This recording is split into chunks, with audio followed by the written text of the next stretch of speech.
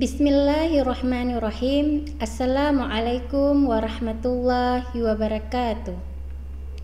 Alhamdulillah, segala puji bagi Allah yang telah memberikan limpahan rezeki. Salah satunya rezeki umur, sehingga kita bisa bertemu di bulan yang penuh berkah ini.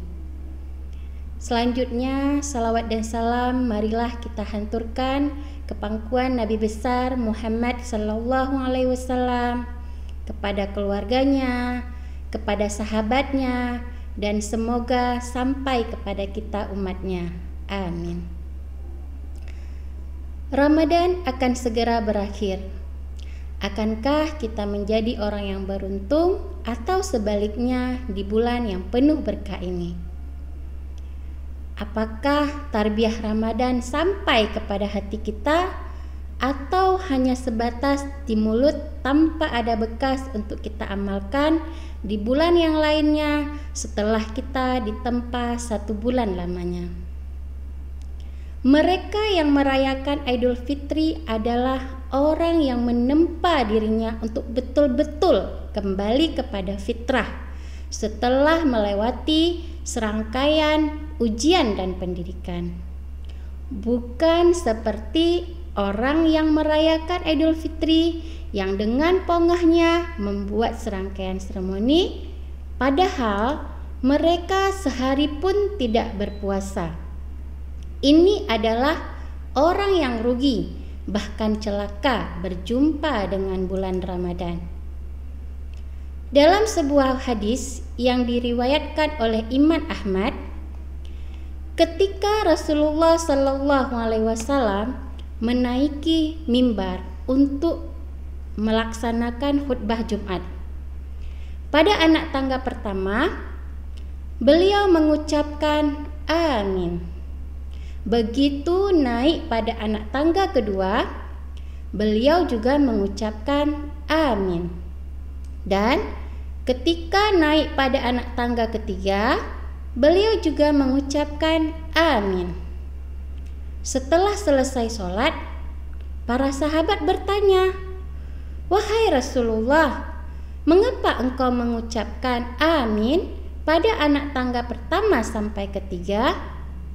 Rasulullah Shallallahu Alaihi Wasallam menjawab, "Aku mengucapkan amin pada anak tangga pertama karena malaikat Jibril membisikkan kepadaku, celakalah dan merugilah orang yang ketika disebut namamu wahai Muhammad, dia tidak bersalawat kepadamu."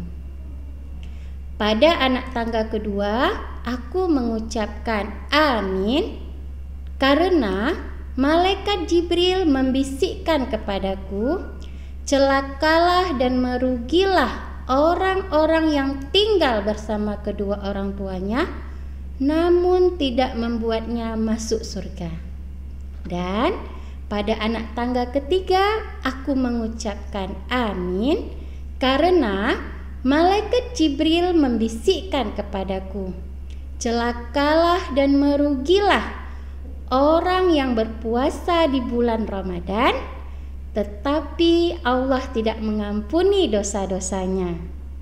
Lalu, siapa orang yang merugi tersebut? Kaum muslimin dan muslimat yang dirahmati Allah, berikut 5 golongan orang yang merugi di bulan Ramadan.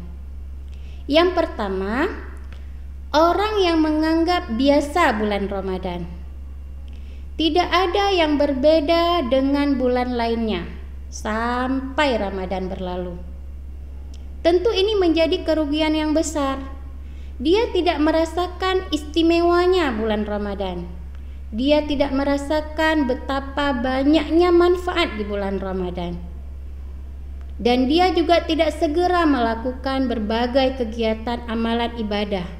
Padahal di bulan Ramadan ini segala amal ibadah yang kita lakukan akan dilipat gandakan oleh Allah Subhanahu wa taala. Orang yang menganggap biasa bulan Ramadan ibarat orang yang melewati ghanimah atau harta rampasan perang yang tidak ternilai harganya. Golongan yang kedua adalah orang yang tiba-tiba berubah alim hanya pada bulan Ramadan. Imam Ahmad mengatakan, seburuk-buruk kaum adalah mereka yang hanya mengenal Allah di bulan Ramadan saja.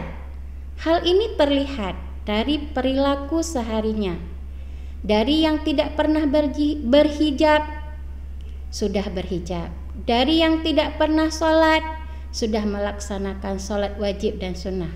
Namun, ketika Ramadan selesai, manusia ini kembali berbuat maksiat, membuka hijab, tidak lagi ke masjid, bahkan sampai meninggalkan sholat.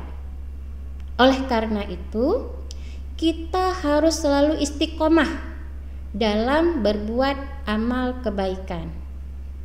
Selanjutnya golongan yang ketiga.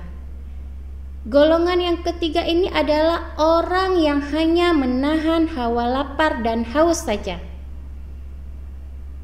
Dia tidak merasa bersalah ketika melakukan kemungkaran, menyebar fitnah, bergunjing, mencela. Pada saat Ramadan tiba, kebiasaan buruk itu tetap dia lakukan, sehingga Ramadan tidak membawa pengaruh apa-apa baginya.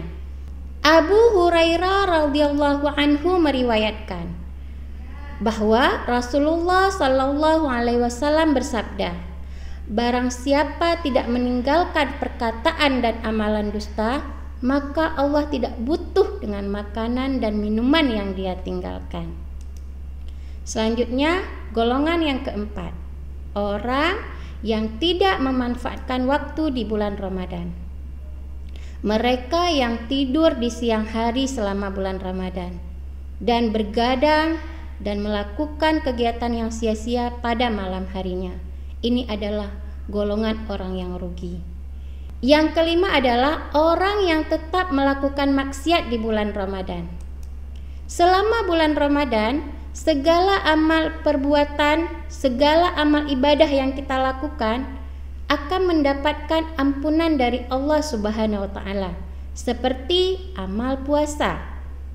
Rasulullah sallallahu alaihi wasallam berkata, siapa yang berpuasa dengan motivasi yang benar karena iman dan mengharap ganjaran dari Allah Subhanahu wa taala, maka Allah hapuskan dosa-dosanya yang telah lalu. Kita masih diberi kesempatan beberapa hari lagi untuk mendekatkan diri kepada Allah Subhanahu wa taala, meminta ampun kepadanya, memohon ampunan agar dosa-dosa kita diampuni dan taubat kita diterima. Kaum muslimin dan muslimat yang dirahmati Allah, maka kesempatan ini tidak boleh kita sia-siakan. Mari kita laksanakan segala amal ibadah di bulan puasa ini dengan sebaik-baiknya. Melaksanakan puasa dengan sebaik-baiknya, melaksanakan sholat tarawih dengan seikhlas-ikhlasnya, membayar zakat dan lain sebagainya. Semoga Ramadan ini kita bisa menjadi lebih baik lagi. Demikian beberapa hal yang dapat saya sampaikan. Semoga apa yang saya sampaikan tadi dapat bermanfaat dan memberikan kebaikan untuk kita semua. Tentunya kesempurnaan itu hanyalah milik Allah Subhanahu wa taala. Oleh karena itu, saya memohon maaf bila ada perkataan yang kurang berkenan di hati para pendengar. Akhirul kalam. Wassalamualaikum warahmatullahi wabarakatuh.